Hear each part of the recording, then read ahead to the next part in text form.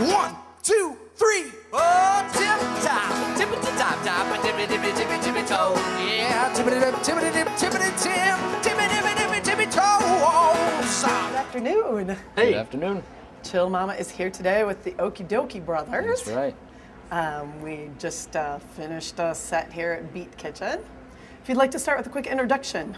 Yes, I am Justin. I'm the banjo player for the Dokee brothers. And my name's Joe. I play guitar for the Dokee brothers.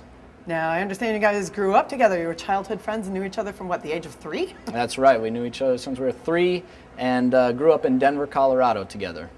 It's been a long relationship. So, when did you first pick up instruments? Good question. We were in high school when we started playing. We both started playing guitar. I guess Joe started playing piano before that. And then I got a banjo for Christmas one year. And that's how that started. Yeah, we started playing rock and roll right away, but then kind of moved into the folk genre and then picked up bluegrass along the way. Fun. Yeah. Boatmen dance, the boatmen sing, the boatmen do most anything. When the boatman gets ashore, he rows his boat out on the dancing floor. Hi-ho, the boatmen row, up and down the river on the Ohio. Hi-ho, the boatmen row, floating down the river on the Ohio.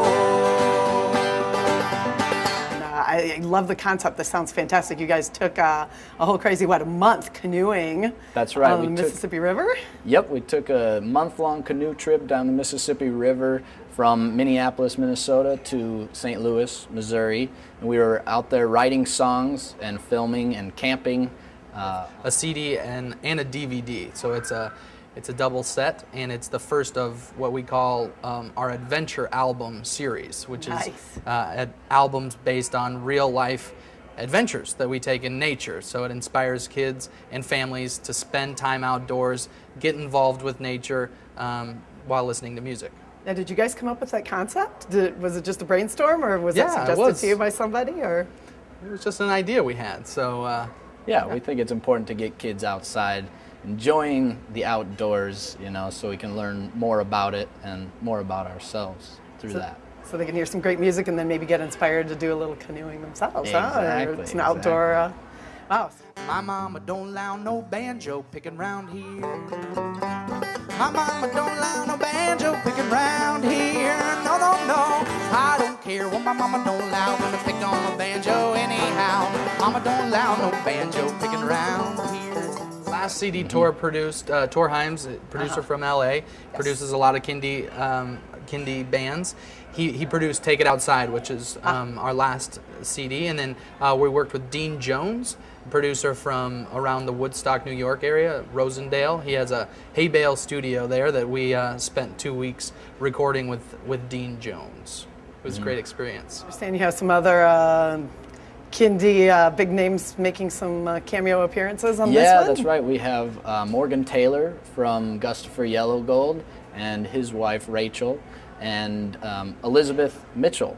Yeah. It was a wonderful addition to the disc. Another surprise was Garth Hudson, the organ player and accordion player for the band that backed Bob Dylan.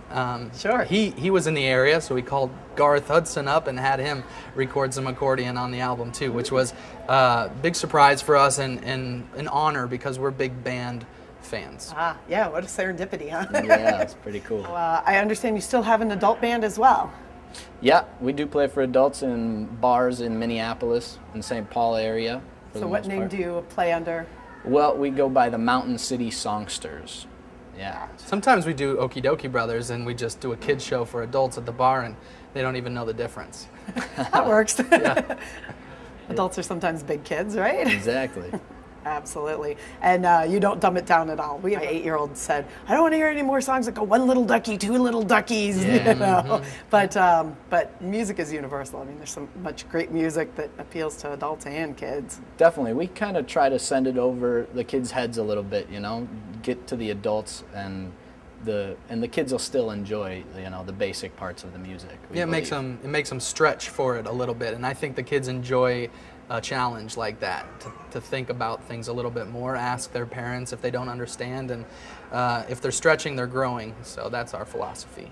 We should make them chant for it. You know, it is a rock club. That's right. We got to teach them someday. It goes like this. Repeat after me. One more song. One more song. I can't hear you. One more song. That's about right, okay? That's what you do at a rock show if you really like the band. And we're just assuming... That's the way we get an encore. That's right. So, do either of you have children? We don't. we don't. We're still somewhat young. I'm 26. Justin's 27. Plenty of time. Not married. We do a lot of traveling. So we both have, you know, our girlfriends in different cities. So we just travel around a lot, and no kids yet. Yeah, you might be able to tell from our show that we don't have kids because when it gets chaotic, you know, we foster the chaos. we let it happen. Foster the It's all chaos. good. Foster the chaos. That should be our Kindy band name, actually. There you go. We're Foster the Chaos. And we're here to make sure your kids nap this afternoon after our show. Exactly. I know that your most recent one won a number of awards, and you have a Spanish language CD That's out right. as We well. have two out in English. One is Kids with Beards, and the other is Take It Outside, and those are both very heavily bluegrass influenced and folk. And one, the Take It Outside won a Parents' Choice Award and a Napa Gold Award, which are pretty good. Yeah, and Absolutely. then we have the Spanish CD. It's called Excelente Fabuloso. And Justin and I were Spanish majors in college, so we decided to put that knowledge to use a little bit and make our parents proud. Absolutely. Like, we did use our degree in some way, and that was making a pretty elementary CD for elementary-aged kids that are English speakers learning Spanish. So it was a really fun project. Yeah, good experience. Excellent. Yeah, we do a lot of multicultural stuff, and there's such a need, especially in Spanish, Yes, I agree. for kids to be bilingual or at least have a good working knowledge before they get to high school. And those Exactly. pathways have closed, and it's 10 times Yeah, more we difficult. think it's a good way for kids to start hearing the language, you know, a different language. in a fun and playful way. Mm-hmm. Excellent. How low can you go to get to the flow? How low can you go? How low can you go to get to the flow? How low can you go? How low can you go to get to the flow? How low can you go? Lower. How low can you go to get to the flow? How low can you go? So tell me a little bit more about your crazy canoe trip. Did you have any memorable moments? I'm still sure intrigued did. that you took a videographer with you in the canoe.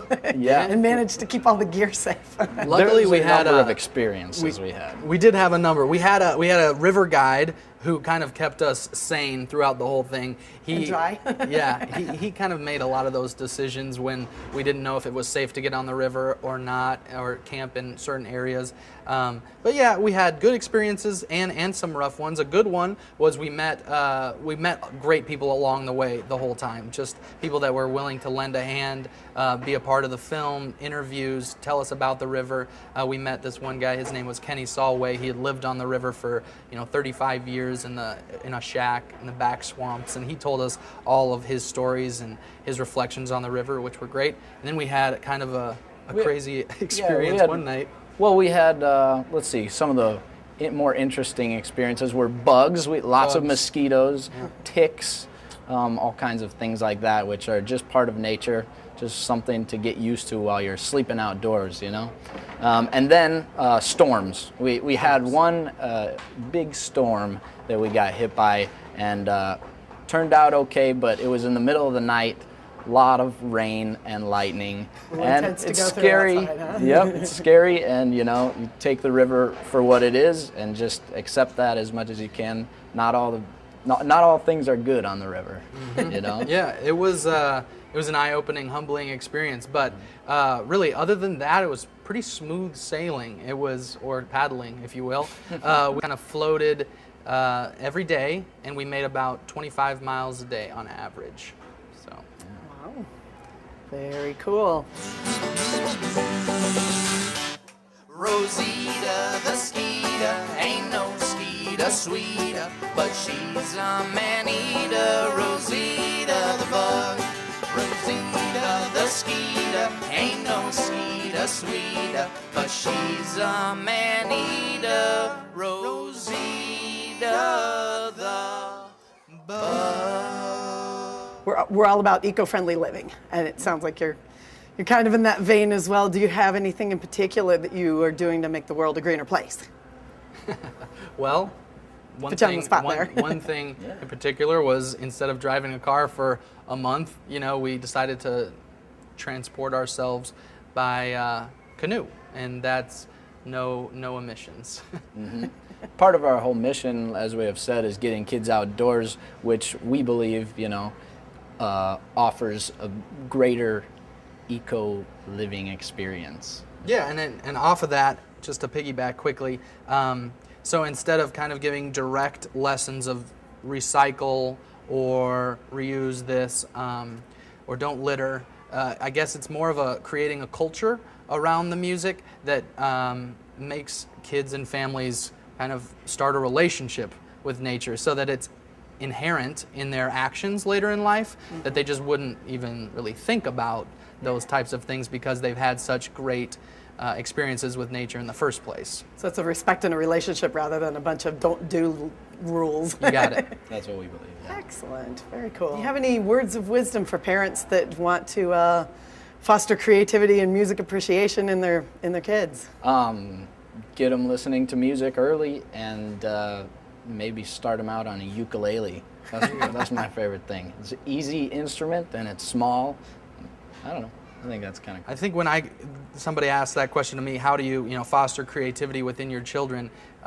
My response would be, it's pretty much already there. They are creative, and they're born that way. And I think it's about listening to them and learning from them, and not shutting down that creativity earlier than it needs to happen, because the world will probably do that sooner or later, and the more you can just foster that with them, the better. So learn from your kids. Absolutely. All right, well, thank you so much for taking the time to meet with us. Yeah, thanks, Bonnie. Thank you. And we'll be looking forward to the new material. Tippy tip tip tippy tippy toe, tippy tippy tippy tippy tippy toes. Tip tip top top, a tippy tip top top. Tippy tip tip tip tip tip tip tippy toes.